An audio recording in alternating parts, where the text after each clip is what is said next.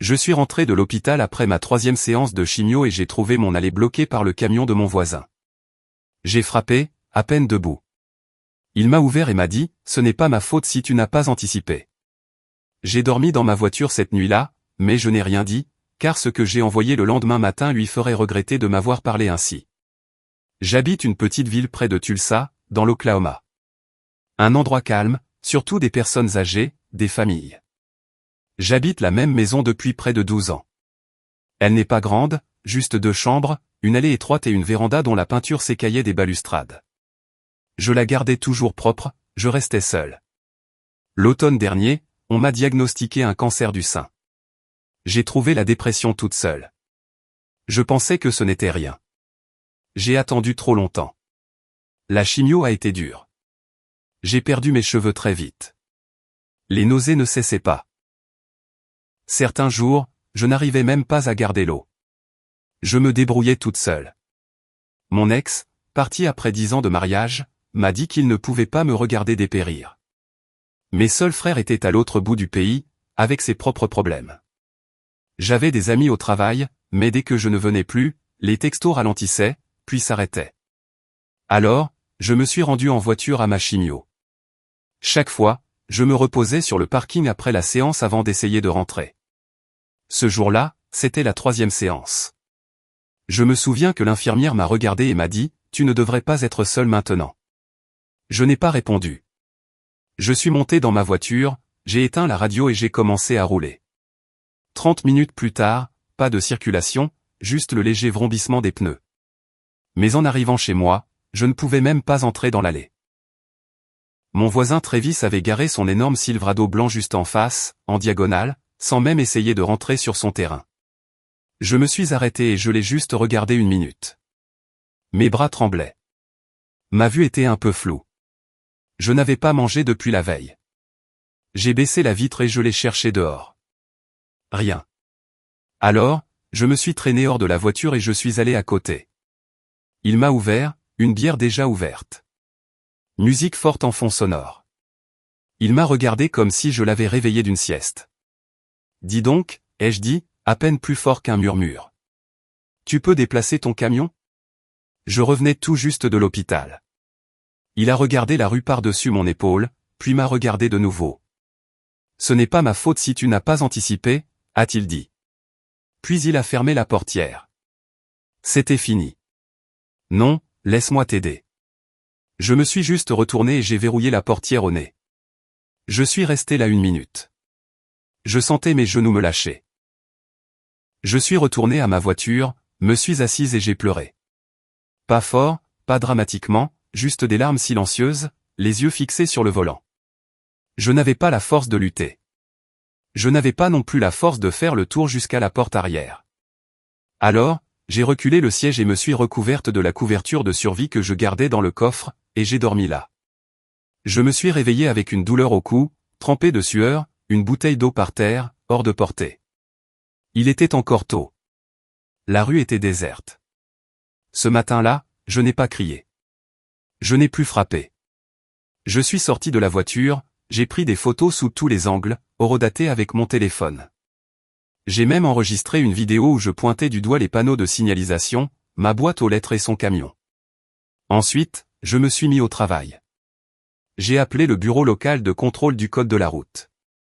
J'ai déposé une plainte officielle auprès de l'association des propriétaires. J'ai passé des heures à éplucher les archives municipales et j'ai découvert que Travis n'était même pas propriétaire de la maison. Il était locataire chez un homme au Texas. J'ai donc trouvé l'adresse de cet homme dans la base de données de l'évaluateur public, j'ai imprimé tous les justificatifs et je lui ai envoyé directement une courte lettre. Mais ce que je savais, ce que j'avais remarqué depuis des mois, c'est que Travis dirigeait une entreprise depuis chez lui, sans permis, probablement illégale. Je l'avais vu avec des moteurs démontés sur l'herbe, des clients s'arrêtant et déposant des véhicules, des vapeurs de peinture s'échappant par-dessus la clôture. J'avais même noté les dates auxquelles j'avais vu cela se produire. Alors, j'ai compilé tout ça, chaque détail, chaque nom entendu, chaque plaque d'immatriculation photographiée. Puis, j'ai envoyé ce rapport au bureau d'urbanisme de la ville et au comité de sécurité environnementale. J'ai attendu. Environ 3 semaines plus tard, j'ai vu un véhicule municipal garé devant chez lui. Une femme avec un badge et un presse-papier a fait le tour du jardin, a pris des photos, puis a frappé à sa porte. Je l'ai observé par ma fenêtre. Il n'avait plus l'air aussi satisfait. Le Silverado a disparu de mon allée ce jour-là. Une semaine plus tard, il a commencé à faire ses bagages. Une remorque est arrivée. Le bruit incessant des outils électriques a cessé. Plus de clients. Plus d'aboiements de chiens toute la nuit. Puis, un matin, j'ai vu une pancarte collée dans son jardin indiquant qu'il était à louer. Il était parti en une semaine. Après le départ de Travis, le calme est revenu pour la première fois depuis des mois. Je pouvais dormir sans entendre les moteurs vrombir ni les chiens aboyer après minuit. J'avais l'impression de pouvoir respirer à nouveau. Mais 2 semaines plus tard, j'ai reçu une lettre. Elle venait de la société de gestion immobilière qui s'occupait maintenant de la maison d'Axan Grave Côté. Ils ont dit qu'une plainte avait été déposée contre moi pour harcèlement d'un locataire et atteinte à la propriété privée. J'étais assise à ma table de cuisine, la lettre à la main, les doigts tremblants. Ça n'avait aucun sens. Je n'avais pas touché à sa propriété. Je ne lui avais plus adressé la parole après cette nuit-là. J'avais suivi tous les canaux légaux. J'ai appelé le numéro indiqué. La femme au bout du fil était polie mais ferme. On nous a dit que vous preniez des photos sans votre consentement et que vous suiviez les clients du locataire, a-t-elle dit. J'ai éclaté de rire. J'étais en chimiothérapie. J'avais à peine la force de me lever, et encore moins de suivre qui que ce soit. Elle a marqué une pause. Est-ce documenté? C'est là que j'ai compris que je devais tout prouver. Que je n'étais pas juste une voisine aigrie. Que je n'avais pas tout inventé. Que je n'étais pas une femme en colère cherchant la bagarre. J'ai passé la journée suivante à constituer un classeur. Photos, rapports municipaux, dossiers médicaux, une copie du diagnostic, et même une lettre de mon infirmière. Je l'ai envoyée par courrier recommandé. Je n'ai jamais eu de nouvelles. Mais environ un mois plus tard, j'ai trouvé quelque chose sur ma pelouse. Un rat mort. Pas de mots, pas d'explication. Quelques jours plus tard, quelqu'un a cambriolé le côté de ma voiture. Des lignes profondes et disgracieuses en travers de la portière conducteur. Je n'avais pas de caméra à l'époque. Je ne savais pas si c'était lié à Travis, mais le moment était difficile à ignorer. Je suis allé voir la police, j'ai porté plainte, mais sans preuve, ils ne pouvaient pas faire grand-chose. Pourtant, je n'ai pas arrêté. Je suis retourné à l'association de propriétaires, j'ai raconté tout ce qui s'était passé, je leur ai dit que je ne me sentais pas en sécurité et j'ai demandé la permission d'installer un système de caméras sur ma maison, même si elle donnait sur une partie de la pelouse commune. Ils ont approuvé. Une semaine plus tard, j'ai installé 3 caméras à détection de mouvement, une sur le porche, une près de l'allée, une face à la rue. C'est là que je l'ai surprise. La petite amie de Travis, une des femmes qui traînait dans le coin quand il habitait là, se garait quelques maisons plus loin, se promenait la nuit et jetait des déchets dans mon jardin. Sacs de fast-food, bouteilles de bière, même des mouchoirs usagés. J'ai envoyé les images à l'association de propriétaires et à la gestionnaire immobilière. Elle n'est jamais revenue. Après ça, le calme est revenu. Pendant un moment, je continuais ma chimio, je continuais à me rendre à l'hôpital en voiture, et je rentrais toujours chez moi dans une maison vide. Mais je me suis endurci un peu. J'apprenais à moins attendre des gens. Puis j'ai reçu une lettre par la poste, manuscrite, sans adresse de retour. À l'intérieur, une simple feuille de papier.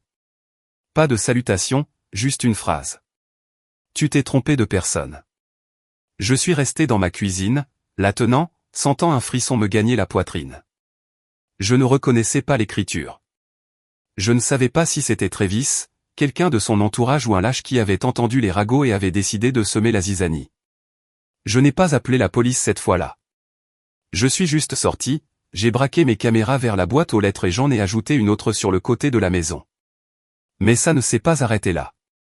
Une semaine plus tard, je me suis réveillé et j'ai trouvé ma véranda couverte d'huile de moteur. Épais, noir, collant. Quelqu'un en avait répandu partout sur les marches de l'allée.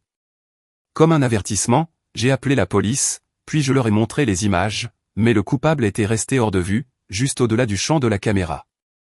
Ils ont porté plainte, m'ont dit de faire attention. C'est tout ce qu'ils pouvaient faire. J'ai engagé quelqu'un pour nettoyer, payé de ma poche, juste un autre coup. Mais ça m'a fait réfléchir.